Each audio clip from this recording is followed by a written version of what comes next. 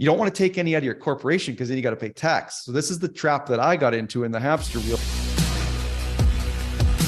Let's apply that now to finding your spending accelerator. So Dustin, what is the number one secret to finding your spending accelerator? So the common structure that we would work with, or, listener, you may have an operating company, or you might have a business, and you might have a holding company, and you might have real estate, or you might have stocks, and your business might be doing well.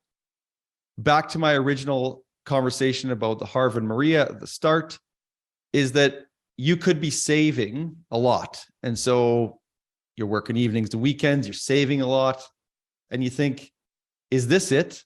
Is this like my track for the next 25 years? And so the spending accelerator is a tool that we use to say, okay, you have, a recent file is a real estate agent. So this real estate agent is not in my hometown in a province over, but this real estate agent has extra money. And for easy number, let's say it's 30,000. They make let's do it easy, 720,000 a year. They spend, say, 20,000 of that for their lifestyle, and they pay some tax. I don't know if my math is even right, but let's just say they have 30,000 left. And so every year they save 360,000. And so you don't want to take any out of your corporation because then you got to pay tax. So this is the trap that I got into in the hamster wheel, where my wife would say, hey, we NSF'd on our personal bank account. The bank is saying, hey, like, we're overdrawn. And I'll say, whoa, I don't want to take any more out of our company because we're going to pay tax on that. So I'm going to run our finances so lean that if we buy a stroller, our finances are out of whack. So starting with, you need to know what your spending is in your monthly cash flow. So step one, where do we spend our money? If you do this properly, you should be able to, at the end of the month, so at the end of, we're at the start of the month now, at the end of December, I probably had $400 in my checking account. So you pay yourself a certain amount at the start of the month, the middle of the month, and then it draws down over the month, and you should be really close. And maybe you could have a bigger buffer. Maybe you say it's I'm bad for, if there's money in the bank, I'll buy an extra set of gloves for snowmobiling or whatever. So get it so lean, but that you're still got enough to live. And so then you're not taking extra out of the company every month, because if you take extra money out of the company every month and just keep paying yourself more, you likely will spend it. And in Canada, you can leave your money in your corporation and you can invest it in there. You could buy real estate, you could buy stocks, you could buy bonds, GICs, whatever. And so leave it in there and not pay tax and let that pot of money grow. So that's step one, know what you're spending in your personal life. Then you've got, back to my realtor example, where you've got 30,000 a month that is being saved in the corporation. So what people will say is, well, I don't know, my dad just taught me, like, save as much as you can. So I'm just saving.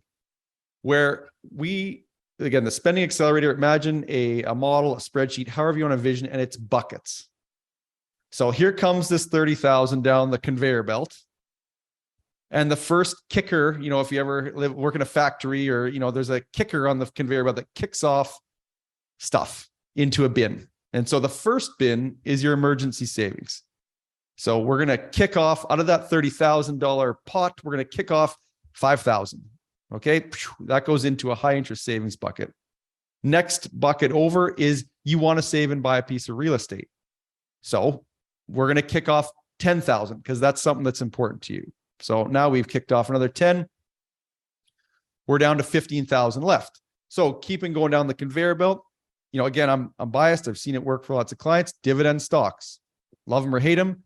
Buying good quality businesses that pay a dividend and a growing dividend. If you can buy them at the right price, it's a great diversification tool. So we're going to kick off 5,000 into that bucket.